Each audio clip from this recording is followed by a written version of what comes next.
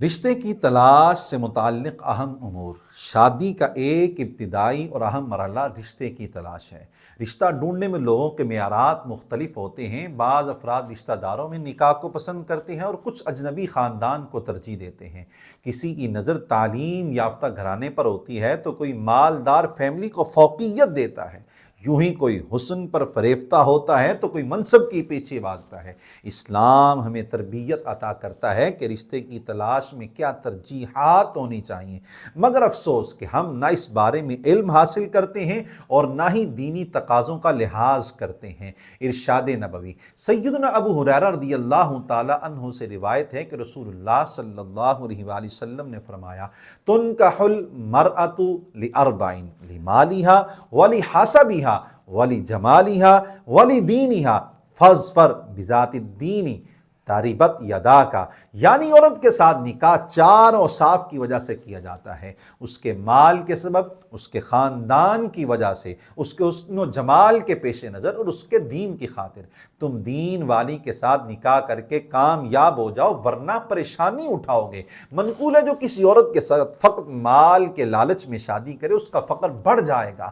جس کے پیش نظر صرف یہ بات ہو کہ خاتون کا تعلق بڑے خاندان سے ہے وہ مزید ذلیل ہوگا، جبکہ نگاہوں کی حفاظت و پاک دامنی اور صلہ رحمی کی خاطر نکاح کرنے والے کو اللہ تعالیٰ رحمت و برکت عطا فرماتا ہے۔ امیر المومنین سیدنا عمر فاروق رضی اللہ تعالیٰ عنہ ایک خاتون کے پاس سے گزرے جو مکہ مکرمہ کے سوق اللیل یعنی بازار میں دودھ بیچ رہی تھی۔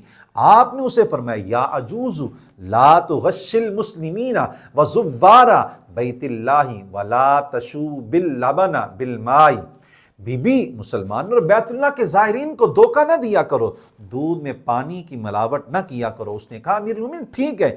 کچھ عرصہ بعد آپ رضی اللہ تعالیٰ عنہ کا دوبارہ اس کے پاس سے گزر ہوا تو آپ نے اس حرکت پر دوسری بار تنبیہ فرمائی۔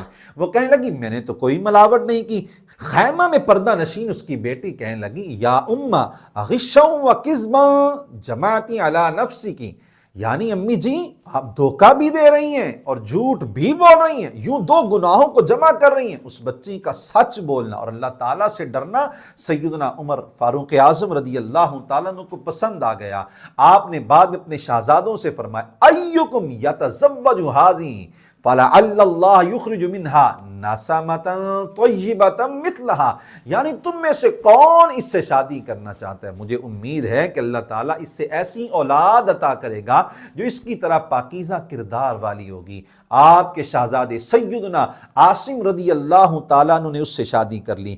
اسی خاتون سے عاصم بنت عاصم بن عمر رضی اللہ تعالیٰ عنہم کی ولادت ہوئی، جن کی گود میں اللہ تعالیٰ نے خلیفہ عادل سیدنا عمر بن عبدالعزیز رضی اللہ تعالیٰ عنہ کو پیدا فرمایا۔